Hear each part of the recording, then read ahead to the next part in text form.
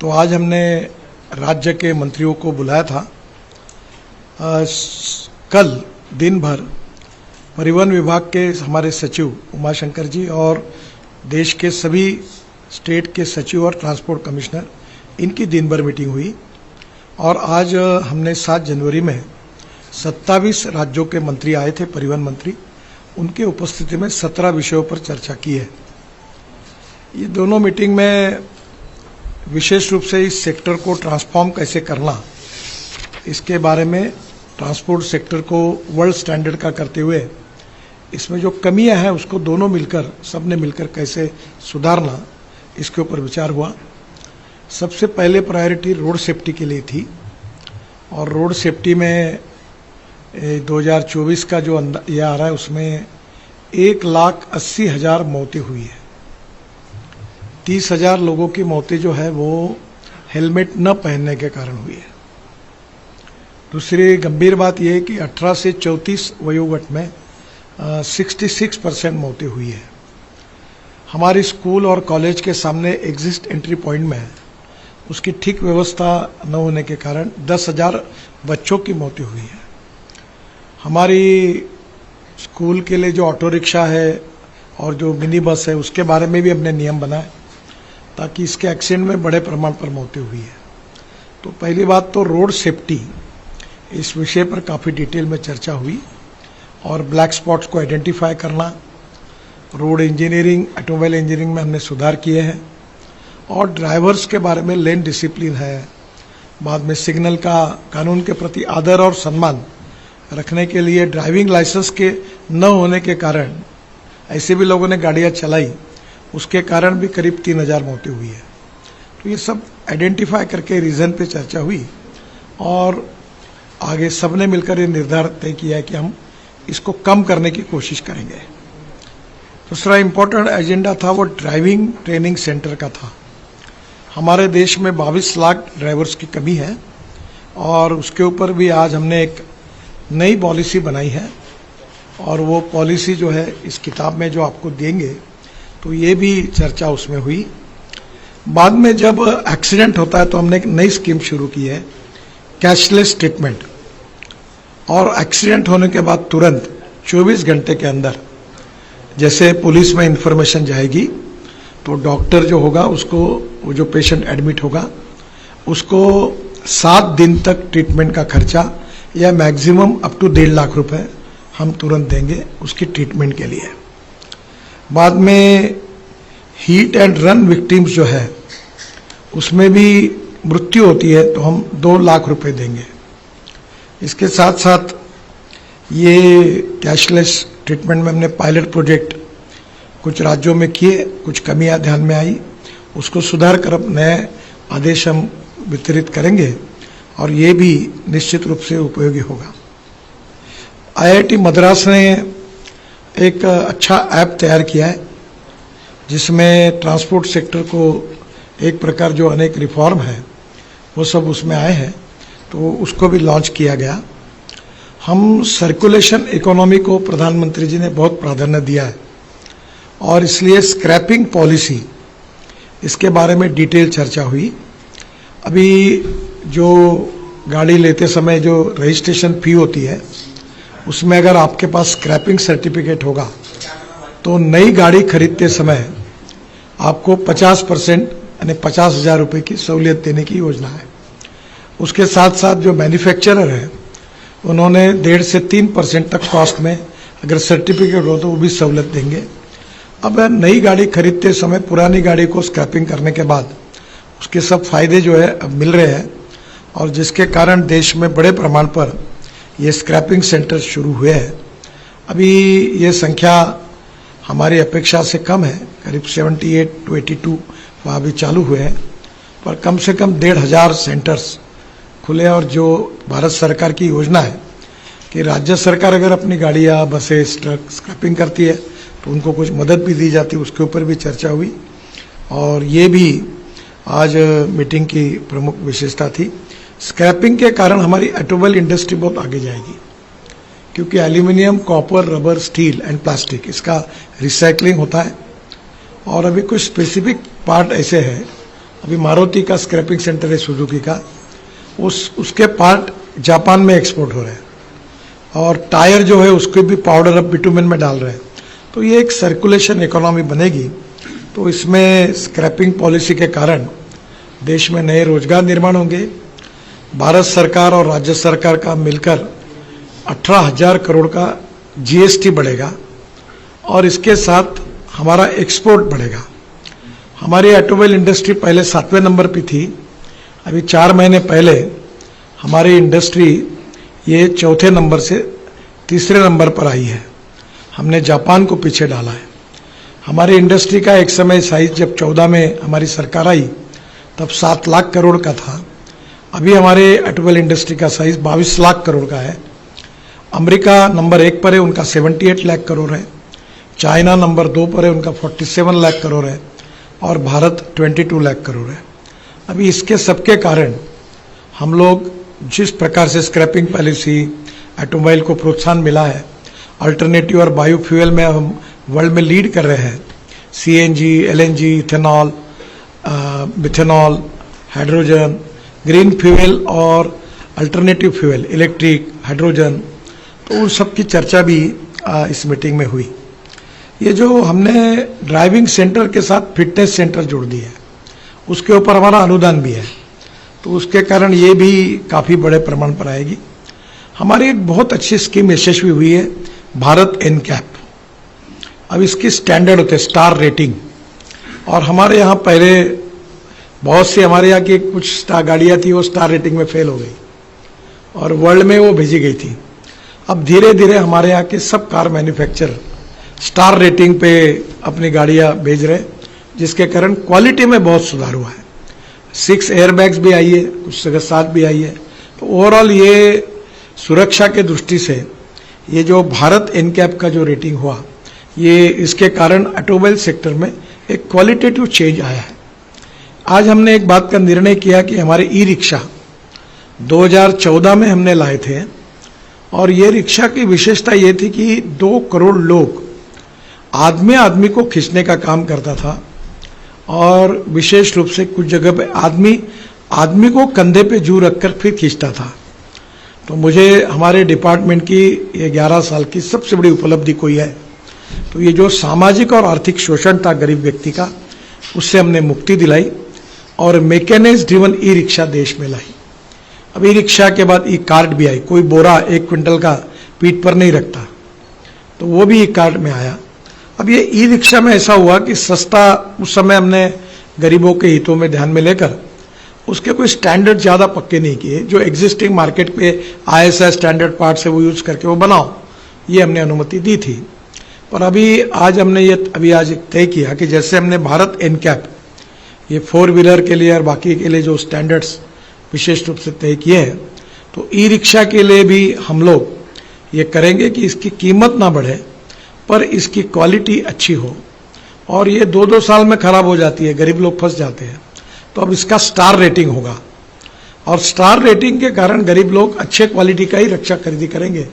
उसके बारे में एक टेक्निकल कमेटी हमने अपॉइंट की है, जल्दी ही वो इसके रेटिंग के बारे में जो स्टैंडर्ड्स है वो तय करेंगे, और ई रिक्शा भी हमारे देश में एक अच्छे स्टैंडर्ड की तैयार होगी। और अफ्रीकन कंट्री, श्रीलंका, बांग्लादेश, इसमें उसकी बहुत बड़ी मांग है।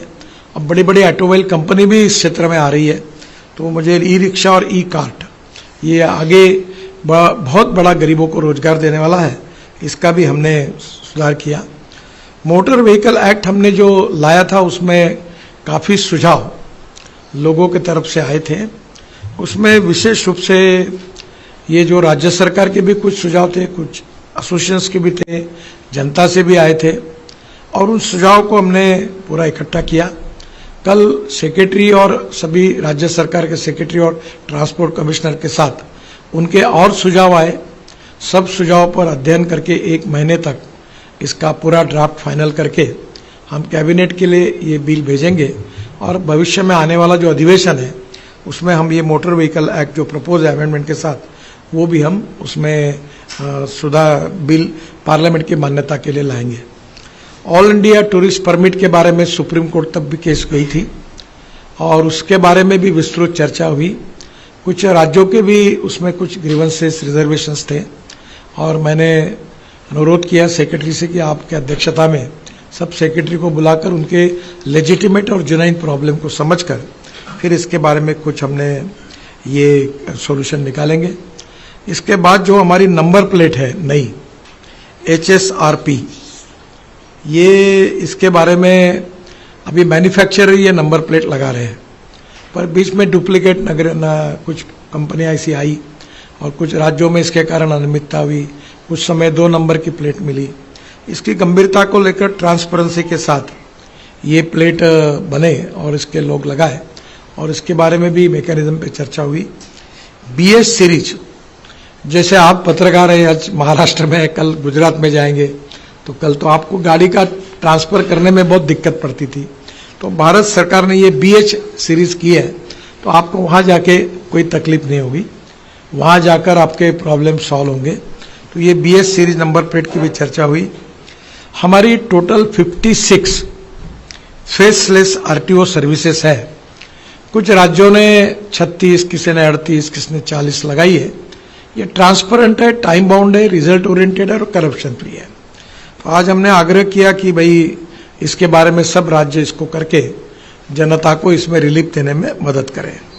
Third party insurance, ATMS and ई-चालान, इसके ऊपर भी आज चर्चा हुई और सब विषयों के ऊपर देश के हित में, समाज के हित में और राज्य और हम मिलकर उनके सुझाव के साथ क्या करना है, इसकी भविष्य की फ्यूचरिस्टिक पॉलिसी हम तैयार करने के लिए काम कर रहे हैं। जो ड्राइविंग ट्रेनिंग सेंटर की पॉलिसी आज मैंने लॉन्च की, जो प्रमुख रूप से आपके सामने विषय रखना है, तो देश में 22 लाख ड्राइवरों की कमी है। तो सबसे पहले ये हमारी पॉलिसी देश में कम से कम नए 50 लाख रोजगार निर्माण करेगा, ये इसकी सबसे बड़ी विशेषता है। 35,000 डेथ जो है वो ड्राइवर्स विदाउट वैलिड लाइसेंस इसके कारण हुए हैं। और आज हमारे विभाग ने ये जो ड्राइविंग ट्रेनिंग पॉलिसी लॉन्च की, उसमें 2 साल में इस पॉलिसी के तहत करीब 1250 नए ट्रेनिंग सेंटर्स और फिटनेस सेंटर खुलेंगे। इसमें कैपिटल इन्वेस्टमेंट हमारे तरफ से अनुदान के रूप में करीब 4,500 करोड़ हम देंगे। Incentives for setting up the centres, जो टायर 1 है IDTRS, इसमें हम 17.25 करोड़ का अनुदान देंगे। टायर 2 RDTCs, इसमें 5.5 करोड़ का अनुदान देंगे और टायर 3 उसमें 2.5 करोड़ का हम अनुदान देंगे। आपको जो बुक दिया है उसमें इसके डिटेल्स है। DTC प्लस फिटनेस स्टेशन, इसमें कैप जो है 1.5 करोड़ की है। इसमें करीब 25 लाख नए ड्राइवर ट्रेनिंग करके लाइसेंस मिलेंगे, उनको रोजगार मिलेगा और करीब 15 लाख ये सब सेंटर्स और ये फिटनेस सेंटर में जो लोग काम करेंगे उनके कारण रोजगार मिलेगा। हमने ये भी तय किया कि हर सेंटर सोलर रूफटॉप पे लगे और बने तक इसकी गाड़ियाँ इलेक्ट्रिक ट्रक, इलेक्ट्रिक बसेस और इलेक्ट्रिक कार ट्रेनिंग के लिए रहे, ताकि फ्यूल का खर्चा शून्य हो। और सेंटर के बाहर में वो एक चार्जिंग स्टेशन भी डाल सकते हैं, तो उनका बिजली का भी खर्चा कम होगा, चार्जिंग से भी इनकम मिलेगा और भारत सरकार में जो हमारी सोलर एनर्जी की स्कीम है उसका भी इंसेंटिव उनको मिलेंगे। MSME के रूप में राज्य सरकार के भी इंसेंटिव मिलेंगे। हर डिस्ट्रिक्ट में एक ATS का सेटअप होगा, जो ATS का जो मैंने भी कहा सबसे बड़ा, तो वो भी होगा। और इसके साथ साथ ये जो कैशलेस हमने ट्रीटमेंट की स्कीम की है, जो भी मैं आज आपके सामने पायलट सब राज्यों में शुरू कर रहे हैं, कुछ जगह पे हमने पायलट किया था। ये रोड एक्सीडेंट के विक्टिम्स हैं, इनको तुरंत कैशलेस ट्रीटमेंट की स्कीम है। किसी भी रोड पर, केवल नेशनल हाईवे नहीं, डिस्ट्रिक्ट रोड, कारपोरेशन का रोड, बाद में स्टेट हाईवेज, उसके बाद में विलेज ग्राम पंचायत, कोई भी रोड हो, वहाँ अगर एक्सीडेंट होता है तो एक्सीडेंट में जिसको एडमिट किया जाएगा उसको तुरंत 7 दिन के ट्रीटमेंट का खर्चा मैक्सिमम 1.5 लाख करोड़ हम देंगे। अभी हम इसमें जो मदद करेंगे जान बचाने के लिए, उनको हम 5,000 रुपये का अवार्ड देते हैं। तो सुझाव आया कि ये अवार्ड की कीमत थोड़ी बढ़ानी चाहिए, तो हम इसको विचार करके इसको भी बढ़ाने के बारे में सोचेंगे। साधारणतः ये जो हमारे विक्टिम्स हैं, ये 1.5 करोड़ तक, मैक्सिमम 1.5 लाख तक ये हम लोग 7 दिन की ये कैशलेस ट्रीटमेंट दे रहे। लोगों में ये गोल्डन आवर में जान बचाना, अगर ये ट्रीटमेंट अगर मिलती तो 50,000 लोगों की हम जान बचा सकते थे, ये रिपोर्ट में आया है। तो अभी ये शुरू होने के कारण करीब 50,000 लोगों की जान बचाने में हम लोग प्रयास करेंगे कि वो बचे।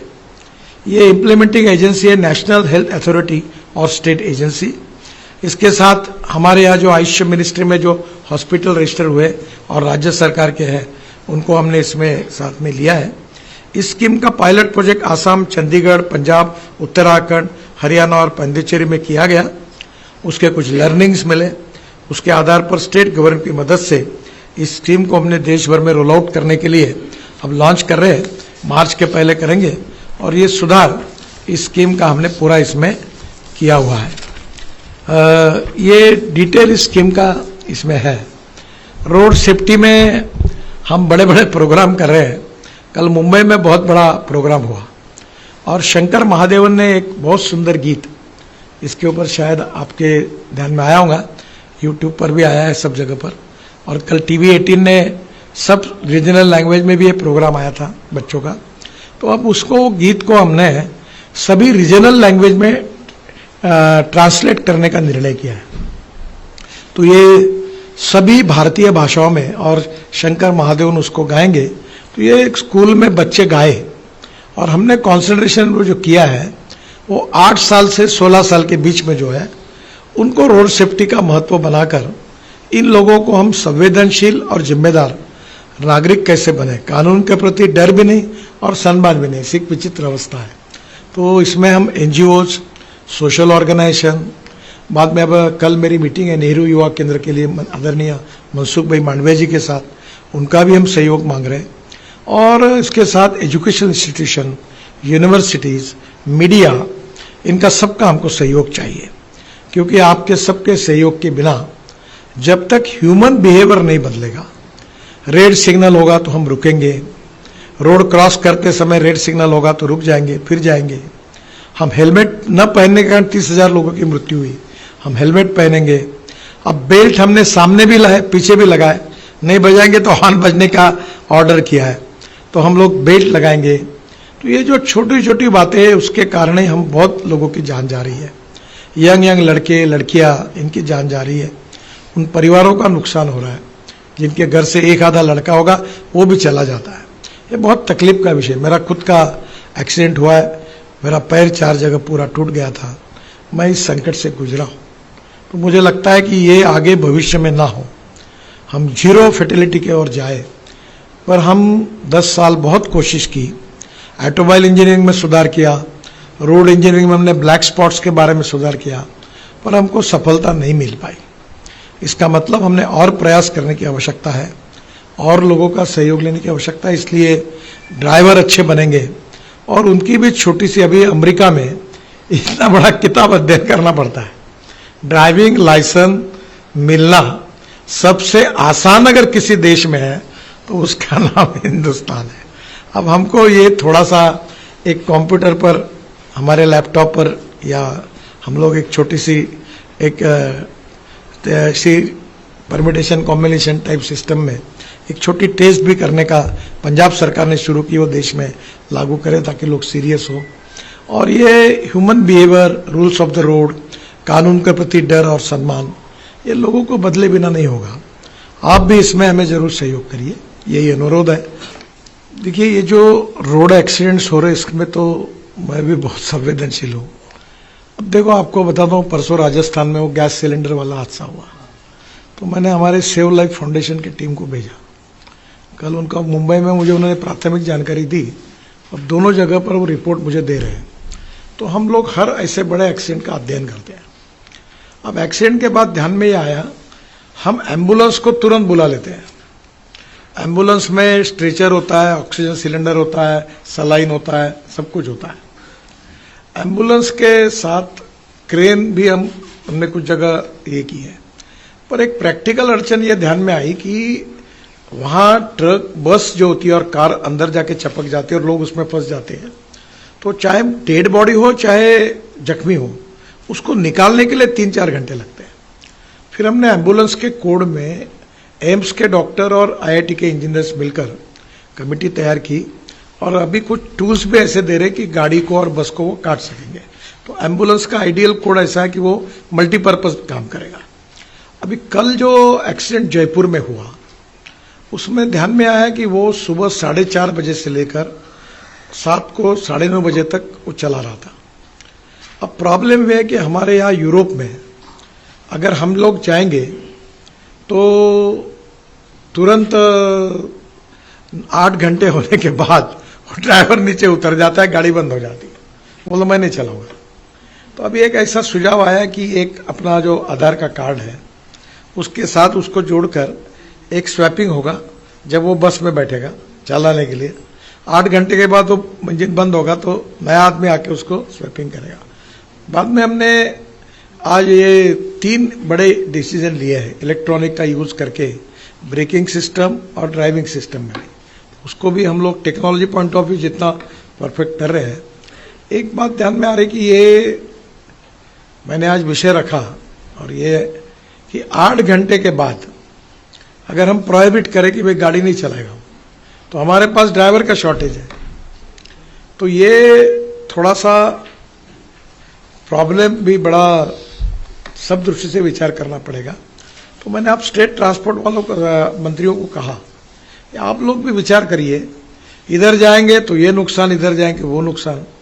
तो एक तो बड़े प्रमाण पर ट्रेन प्रशिक्षित ड्राइवर तैयार करेंगे और धीरे धीरे हमको कहीं ना कहीं मर्यादा लानी पड़ेगी। दुनिया में ये जो बातें हैं, अमेरिका में, यूरोपियन कंट्रीज में बस हो ट्रक हो 8 घंटे के ऊपर कोई चला नहीं सकता। हमारे यहाँ लेबर लॉज है तो हम डिपार्टमेंट में लेबर लॉज का भी स्टडी कर रहे हैं और लेबर लॉज का स्टडी करके ड्राइवर के वर्किंग आवर्स के बारे में हम कोई निश्चित भूमिका लेने के बारे में अब विचार कर रहे हैं। पर इसमें सभी स्टेक होल्डर्स का ओपिनियन लेने के बाद फिर फाइनल निर्णय करेंगे। पर कुछ जो कारण अलग अलग प्रकार के हैं तो रोड इंजीनियरिंग के कारण है और वो सही थे। 40,000 करोड़ के हमने ब्लैक स्पॉट आइडेंटिफाई किए, लगातार कर रहे, उसको सुधार रहे। हमारे डीपीआर बनने में गलतियां रहती थी, उसको हमने सुधार रहे। अब फिर भी ये ऑटोमोबाइल इंजीनियरिंग में लगभग हम वर्ल्ड स्टैंडर्ड पर पहुंच गए। हमारी गाड़ियां सब एक्सपोर्ट होती है, उसमें सुधार हो गए। अब ये रोड इंजीनियरिंग में सुधार हुआ, ऑटोमोबाइल इंजीनियरिंग में सुधार हुआ, इन्फोर्समेंट में भी सुधार किया। कुछ लोग नाराज भी हुए, हमने फाइन और इसके ऊपर की कीमत बढ़ा दी। आज एक अच्छा मुद्दा सेक्रेटरी जी ने रखा था कि पेनल्टी एंड फाइन, तो शायद फाइन कोर्ट में जाता है ना, फाइन कोर्ट में जाता है। वो एक्ट में सुझाव आया कि आप पेनल्टी रखो ताकि वो लोगों को पेनल्टी भर के मुक्त हो जाएगी, कोर्ट में जाने की जरूरत नहीं पड़ेगी। तो अब पेनल्टी भी बढ़ाई हमने, पर अल्टीमेटली लोगों का बिहेवियर, अभी मैं उदाहरण के लिए बताता हूं, उसको अन्यथा मत लो। मेरे एक मित्र थे डॉक्टर श्रीकांत जिचकर, राज्यसभा के सांसद थे, जिन्हें देश में सबसे अधिक, बहुत अच्छे व्यक्ति थे। उन्होंने अगर उस समय पीछे का बेल्ट लगने उनको लगा रहता तो उनका डेथ नहीं होता। साइरस मिस्त्री के गाड़ी में उस समय पीछे का बेल्ट अगर लगा के रखते तो उनका मृत्यु नहीं होता। तो मुझे अभी लगता है कि अब ये भारत एनकैप के कारण जो स्टार रेटिंग आया है और अभी ये पीछे भी बेल्ट को हमने ये किया है, हेलमेट के लिए अनिवार्यता की है। अब एक भी सुझाव है कि जो छोटा बच्चा है उसके लिए एक वो बेबी सीट होती है कार में, ताकि उसमें वो बेल्ट बनाकर उसको बिठाना है। तो हम लोग सोच रहे, पर एक तरफ ये भी सोचना पड़ता है कि हमारा देश आर्थिक दृष्टि से पर कैपिटा इनकम से कोई अमेरिका और यूरोपियन कंट्री के बराबर नहीं है। तो हमारे लोगों को कितना उसका चार्ज करना ये भी सामने है। फिर भी दोनों में से मार्ग निकालकर लोगों की सुरक्षा ये सर्वोपरि है। इसलिए अनेक उपाय योजना हम कर रहे हैं और लगातार समझकर जो भी सुझाव आते हैं वो करने की कोशिश कर रहे हैं। स्टेट कुछ नहीं देगी, 100% हम देंगे। 2 एकड़ की जगह लेना है उसको, स्टेट केवल रिकमेंड करके हमको भेजेगी, हम उसको पैसे देंगे। उसमें स्टेट से कोई, पर एमएसएमई के अंदर अगर कोई ऐसी इंडस्ट्री डालते हैं तो उनको स्टेट की कुछ फैसिलिटी होती है वो मिलेगी। फिर सौर ऊर्जा का करेंगे तो भारत सरकार की और स्टेट की तो उसका फायदा मिलेगा। तो ऐसी स्कीम का फायदा मिलेगा। एक मिनट, हाँ, आपने जो कहा कि 1,80,000 डेथ हुआ है, वो 2024 का है क्या? दोबारा जानने की बात है। और दूसरे पॉइंट, जहाँ तक आपने कहा कि ये 1,80,000 68,000 1,68,000 2022 का है, 1,72,000 2023 का है। नहीं, अभी अनऑफिशियली जो मेरा डिपार्टमेंट मॉनिटरिंग कर रहा है, तो इस साल का अभी आंकड़ा नहीं आया। पहले हमको 4-4 साल आंकड़ा ही नहीं मिलता था। अभी ये मैं बड़ा नाराज हुआ, अभी सेक्रेटरी जी आए कि मैंने कहा मुझे तुरंत जानकारी चाहिए मंथली। तो ये इस बार अब बताने में मुझे भी दुर्भाग्यपूर्ण है, इंक्रीज है। What is being done to ensure that the law that exists is being enforced? Already law है। अब प्रॉब्लम ये है कि हाँ, एक मोटर ट्रांसपोर्ट वर्कर्स एक्ट है। ये मोटर ट्रांसपोर्ट वर्कर्स एक्ट के तहत स्टेट गवर्नमेंट्स ने वो निर्धारण करना होता है जहां तक ड्राइवर की सुविधा और ड्राइवर के वर्किंग टाइम का है। कई राज्यों ने किया है पर वो एनफोर्समेंट की वहां कमी है। तो जहां वीएलटीडी लग जाया है, जैसे सर कह रहे थे, वीएलटीडी प्लस आधार पुट टुगेदर, ये सिस्टम हम टेक्नोलॉजी के थ्रू हम मॉनिटरिंग कर सकते हैं कि एक्चुअली ड्राइविंग आवर्स कितना बढ़ रहा है। एक शर्मा जी है कि शर्मा जी, एक 2 मिनट में जो 3 सुधार हमने किए टेक्निकल, थोड़ा बता दीजिए इनको, मुझे बराबर वो टेक्निकली नहीं आ रहा। इधर आइए। हाँ, नहीं, ये बहुत इंपॉर्टेंट है, पर ये पूरा ऑटोमोबाइल के इंजीनियरिंग के साथ टेक्निकल है। तो ये 3 सुझाव के कारण बहुत बड़ा ब्रेकिंग सिस्टम, ये थोड़ा बता देंगे। माइक चालू कर दीजिए उसका। कोई बात, जो हमने सुझाव दिया है कि एक है इलेक्ट्रॉनिक स्टेबिलिटी कंट्रोल, दूसरा है ऑटोमेटिक इमरजेंसी ब्रेकिंग सिस्टम, और तीसरा है ड्राइवर ड्राउजीनेस। ये सारे ऐसे सुझाव हैं जो एक्सीडेंट होने से पहले हमको बचाव कर सकते हैं, एक्टिव सेफ्टी मेजर्स है ना। तो ये इससे जो है पर्टिकुलरली हेवी व्हीकल्स में हमको व्हीकल ओवर स्टीयर या अंडर स्टीयर कंडीशंस में व्हीकल टॉपलिंग को प्रिवेंट कर सकते हैं।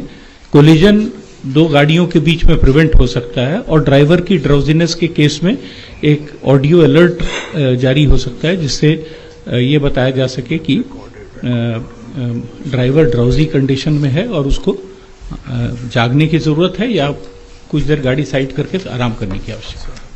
ये तीनों सुझाव जो है ये बड़े रिवोल्यूशनरी है, और मेरा जो इस सेक्टर का, मैं कोई एक्सपर्ट नहीं हूँ, और जो नॉलेज है, ये तीनों बातों के कारण जनरली जो डैश होती है, तो ये ऑटोमेटिक सिस्टम ऐसे है कि वो ब्रेक मार देगी, और ब्रेक को भी हमने इलेक्ट्रॉनिक सिस्टम में डेवलप किया है। दूसरा, नींद आ रही है, कोई ऐसा कर रहा है, तो वहां से आवाज आएगा कि ड्राउजीनेस है, नींद आ रही है, सजग हो, जो आवाज आएगा उसको तो जगा देगा। तो ये तीनों भी बड़े इंपॉर्टेंट टेक्निकली सुझाव है, अब हर ट्रक और बसेस में आएंगे। नए इसमें तो लाने की कर रहे हैं, इसके बाद जो नई बसेस और ट्रक है उसके लिए निकलेगा नोटिफिकेशन, जो बात इन्होंने कही।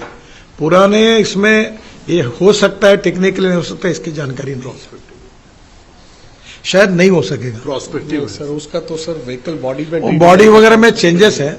अब इसके बाद जो नई vehicle, heavy vehicle, buses, trucks आएंगी, उसमें इसका चेंज हो गया है। अभी स्कूटर में मुझे याद है कि ये जब मैंने ये लाया तब कुछ लोगों का विरोध भी था, पर वो उसके कारण स्कूटर अब नई टेक्नोलॉजी की जो आई है, ब्रेक मारने के बाद वही रुक जाती है, झटका नहीं पड़ता उसमें।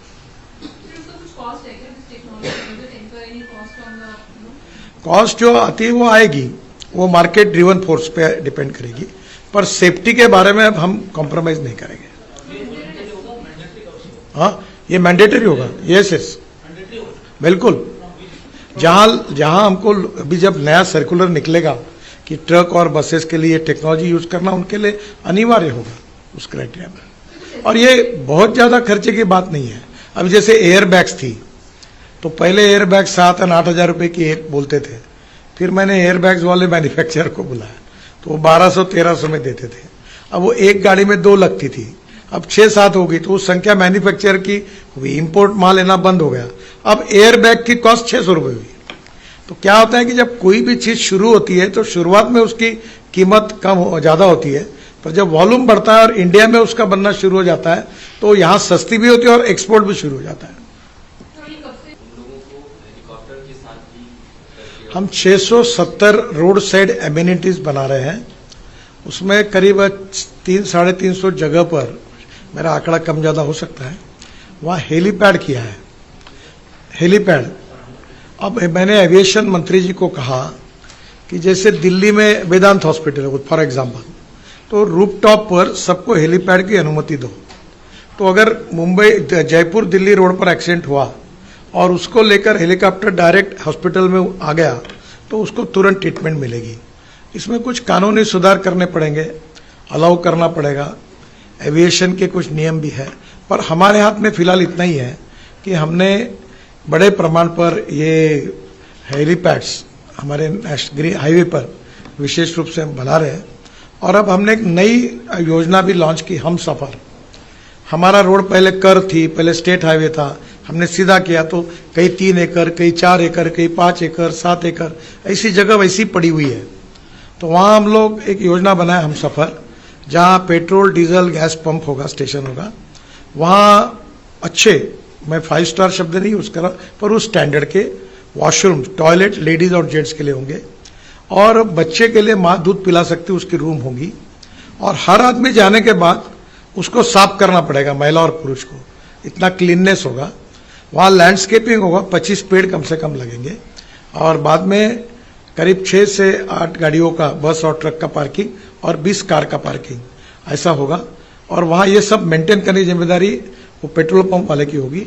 वहाँ एक रेस्टोरेंट और ढाबा भी होगा, और वहाँ फिर कोई वहाँ का हैंडलूम, हैंडीक्राफ्ट, फ्रूट, वेजिटेबल के दुकान भी होंगे।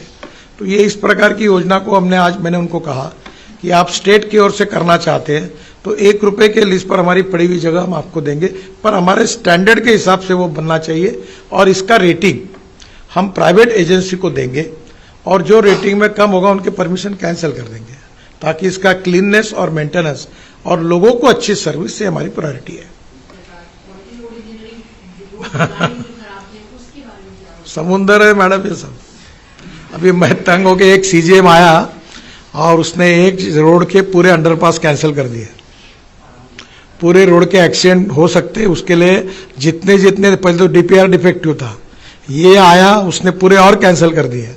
तो मैंने बोला इसका नाम लो, इसको मेरे सामने बुलाओ, और इसका आगे कोई प्रमोशन मत करो, ताकि ये इस प्रकार के जो रोड सेफ्टी के बारे में इतने कॉस्ट सेविंग, ये जो मर गए बोलना नहीं चाहिए किसी के साथ, यूपीए सरकार में हल्दिया जी करके एक थे, अच्छे व्यक्ति थे, मेरे जानता हूं उनको, उन्होंने इकोनॉमिक वायबिलिटी और आईआरआर मेंटेन के लिए ब्रिजेस कैंसिल किए, अंडरपास कैंसिल किए, ताकि वायबिलिटी आए बीओटी के लिए।